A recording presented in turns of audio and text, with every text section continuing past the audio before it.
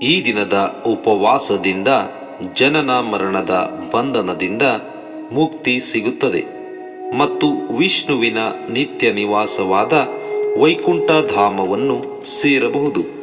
ದೇಹ ಮತ್ತು ಮನಸ್ಸನ್ನು ಶುದ್ಧೀಕರಿಸಿ ಆತ್ಮಾವಲೋಕನ ಮತ್ತು ಆಧ್ಯಾತ್ಮಿಕ ಬೆಳವಣಿಗೆಗೆ ಇದು ಸೂಕ್ತ ದಿನವಾಗಿದೆ. ವೈಕುಂಠ ಏಕಾದಶಿ ವಿಷ್ಣುವಿಗೆ ಸಮರ್ಪಿತವಾದ ಪವಿತ್ರ ದಿನವಾಗಿದ್ದು, ಈ ದಿನ ಉಪವಾಸವಿದ್ದು ಪೂಜೆ ಮಾಡಿದರೆ ಜನ್ಮ ಜನ್ಮಾಂತರದ ಪಾಪಗಳು ಕಳೆಯುತ್ತವೆ ಎಂಬ ನಂಬಿಕೆ ಇದೆ. ವೈಕುಂಠ ಏಕಾದಶಿ ವ್ರತ ಆಚರಿಸುವುದರಿಂದ ಜನನ ಮರಣ ಚಕ್ರದಿಂದ ಮುಕ್ತಿ ಅಥವಾ ಮೋಕ್ಷ ನೀಡಿ ವೈಕುಂಠದಲ್ಲಿ ಸ್ಥಾನ ಲಭಿಸುತ್ತದೆ. ಇದನ್ನು ಮೋಕ್ಷ ಏಕಾದಶಿ ಎಂದು ಪ್ರಸಿದ್ಧವಾಗಿದೆ.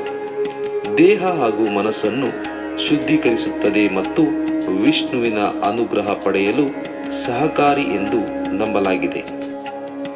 ದೇಶಾದ್ಯಂತ ಹಿಂದೂಗಳು ಈ ಪವಿತ್ರ ದಿನವನ್ನು ಅತ್ಯಂತ ಅದ್ಧೂರಿಯಾಗಿ ಆಚರಿಸುತ್ತಾರೆ.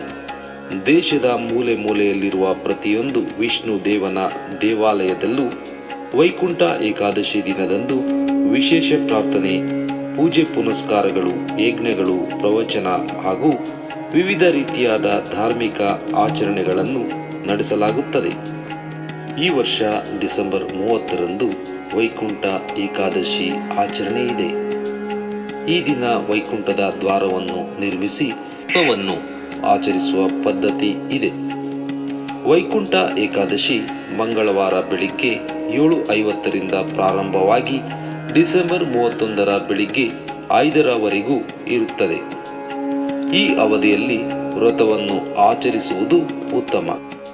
ಈ ದಿನದ ಉಪವಾಸದಿಂದ ಜನನ ಮರಣದ ಬಂಧನದಿಂದ ಮುಕ್ತಿ ಸಿಗುತ್ತದೆ ಮತ್ತು ವಿಷ್ಣುವಿನ ನಿತ್ಯ ನಿವಾಸವಾದ ವೈಕುಂಠ ಧಾಮವನ್ನು ಸೇರಬಹುದು. ದೇಹ ಮತ್ತು ಮನಸ್ಸನ್ನು ಶುದ್ಧೀಕರಿಸಿ ಆತ್ಮಾವಲೋಕನ ಮತ್ತು ಆಧ್ಯಾತ್ಮಿಕ ಬೆಳವಣಿಗೆಗೆ ಇದು ಸೂಕ್ತ ದಿನವಾಗಿದೆ. ಈ ದಿನ ವಿಷ್ಣುವಿನ ವೈಕುಂಠ ಧಾಮದ ಬಾಗಿಲುಗಳು ಭಕ್ತರಿಗೆ ತೆರೆದಿರುತ್ತವೆ ಎಂದು ನಂಬಿಕೆ. ಆದ್ದರಿಂದಲೇ ಇದನ್ನು ವೈಕುಂಠ ಏಕಾದಶಿ ಎನ್ನುತ್ತಾರೆ. ಶ್ರೀಕೃಷ್ಣನು ಅರ್ಜುನನಿಗೆ ಭಗವದ್ಗೀತೆಯಲ್ಲಿ ಈ ಮಾಸದ ಮಹತ್ವವನ್ನು ಹೇಳಿದ್ದಾನೆ. ಪದ್ಮ ಪುರಾಣದ ಪ್ರಕಾರ ಈ ದಿನ ಮುರ ಎಂಬ ರಾಕ್ಷಸನ ಸಂಹಾರದಿಂದ ಏಕಾದಶಿ ದೇವಿ ಉದ್ಭವಿಸಿದಳು.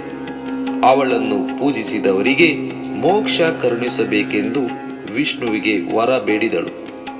ವಿಷ್ಣುವಿನ ನಾಮಸ್ಮರಣೆ ಮತ್ತು ಪ್ರಾರ್ಥನೆಗಳಿಂದ ದೈವಿಕ ಸಂಪರ್ಕ ಹೆಚ್ಚಾಗುತ್ತದೆ ಎಂಬ ಪ್ರತೀತಿ ಇದೆ.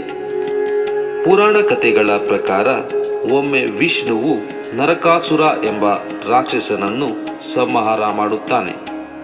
ಬಳಿಕ ನಾನು ಯಾವ ದಿನದಂದು ವೈಕುಂಠದ ಬಾಗಿಲನ್ನು ತೆರೆಯುತ್ತೇನೆಯೋ ಆ ದಿನ ಭೂಮಂಡಲದಲ್ಲಿ ಉಪವಾಸ ಮಾಡುವ ಮನುಷ್ಯ ವೈಕುಂಠಕ್ಕೆ ಬರಲು ಅರ್ಹನಾಗುತ್ತಾನೆ ಎಂಬ ಸಂದೇಶ ನೀಡಿದರು ಎಂಬ ನಂಬಿಕೆ ಇದೆ. ಇದು ಮೋಕ್ಷದ ಸಂಕೇತ. ಇದು ಅಂತರಂಗ ಶುದ್ಧಿಯ ಕರೆ. ಪುರಾಣಗಳ ಪ್ರಕಾರ ಈ ದಿನ ಭಗವಂತನು ಭಕ್ತರಿಗೆ ಹೀಗೆ ಅನುಗ್ರಹಿಸಿದನೆಂದು ಹೇಳಲಾಗುತ್ತದೆ. ನನ್ನನ್ನು ಶ್ರದ್ಧೆಯಿಂದ ಸ್ಮರಿಸುವವರಿಗೆ ನಾನು ಸ್ವತಃ ವೈಕುಂಠದ ದಾರಿ ತೆರೆದು ಕೊಡುತ್ತೇನೆ ಎಂಬುದು ದೈವವಾಣಿ. ಅದರಂತೆ ವೈಕುಂಠ ನಮ್ಮ ಹೃದಯದಲ್ಲಿದೆ. ಅಲ್ಲಿ ಇರುವ ದ್ವಾರವನ್ನು ತೆರೆಸುವುದು ಹೇಗೆ? ಅಹಂಕಾರವನ್ನು ಬಿಟ್ಟು ಲೋಭವನ್ನು ಕಡಿಮೆ ಮಾಡಿ ಕ್ರೋಧವನ್ನು ಶಮನಗೊಳಿಸಿ ಭಕ್ತಿಯಿಂದ ನಾಮಸ್ಮರಣೆ ಮಾಡಿದಾಗ ಆ ಕ್ಷಣದಲ್ಲೇ ವೈಕುಂಠ ದ್ವಾರ ತೆರೆದಂತೆ. ಈ ದಿನದ ಆಚರಣೆ ಹೇಗೆ ಎಂಬುದನ್ನು ತಿಳಿಯೋಣ. ವಿಷ್ಣುವನ್ನು ಸ್ಮರಿಸುತ್ತಾ ಉಪವಾಸ ಮಾಡುವುದು ಪ್ರಮುಖ ಆಚರಣೆ.